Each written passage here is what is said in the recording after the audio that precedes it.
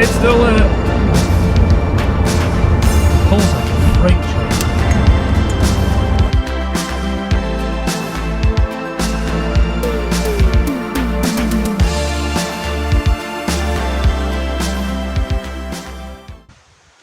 This is a BMW 750i. My BMW 750i, I've had this for a couple of weeks now and I love it. It replaced my Mazda 6, which I've given to my wife, and as an example of the 750i for a 22-year-old car, it is almost immaculate. There are a few dings and scrapes, but there's nothing really massive about it, and it's all pretty standard except for one modification that's been given, and I'll tell you more about that in a minute.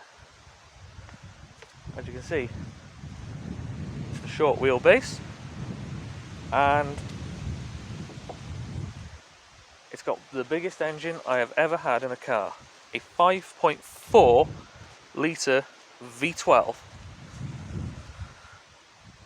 and it is massive and I love it.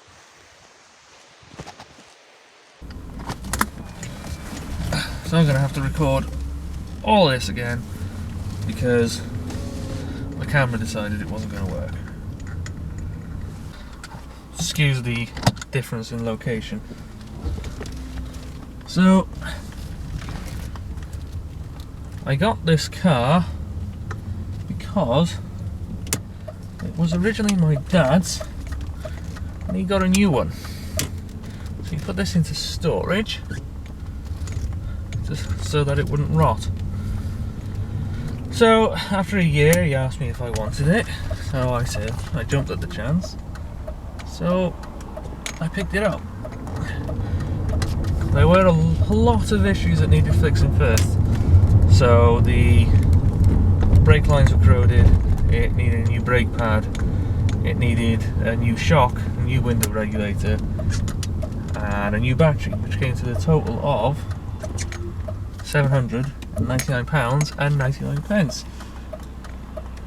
However, for a 22-year-old car, she's still got grunt. It's got a 5.4 litre V12, and we're about to test to see if she's still got the near 400 brake as she would have had when she was new.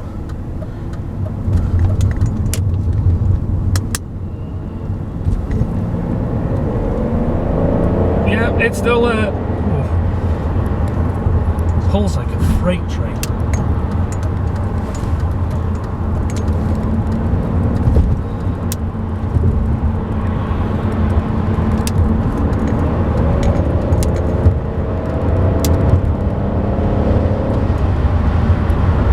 That's 30 to 70 in a very quick time. Very quick. So pretty much everything on this car still works. It's still factory standard except for one thing, which I will show you, but not at the moment because we're driving. So it's still got the telephone, that still works, it's still got the sat nav, it's still got the television, it's still got the onboard computer, it's still got the cruise control, it's still got the electric mirrors, the electric seats, the heated seats, the rear heated seats. Posh. The seats in the rear actually move, which is very unusual. It all works. It all works. I have had a warning about something. However, I can't read it because the digital display in the middle is not working. So that's the only thing. But that is literally a £5 piece that you can fit yourself. It's simple, just a little stripper. The mirror even drops down when you're going into reverse. The mirror drops down so you don't curb it, which is a nice touch. Parking sensors, they still work. The only thing really that doesn't work is the sat nav and the television, but that is more due to it not being supported anymore rather than the technology not working. So the sat nav is so old now to date that BMW don't support it anymore, and to be honest, from what I've seen of it, we wouldn't want it to work anyway because it's unfathomable.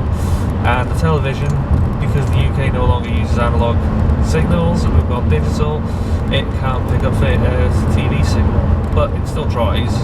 Still, you get the static. And I'm sure there's a way that you could probably make it digital. The CD changer in the boot works, the tape player works, it's all lovely.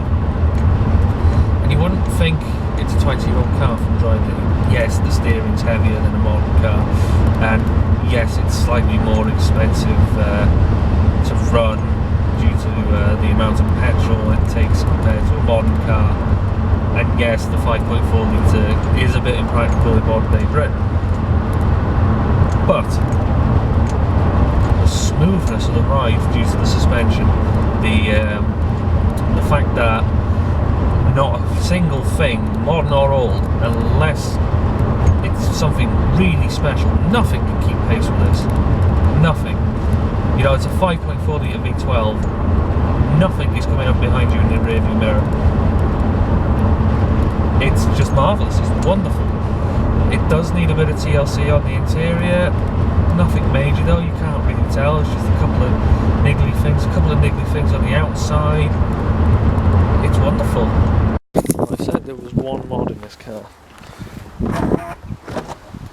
Here it is. A gas canister. This car runs on LPG gas.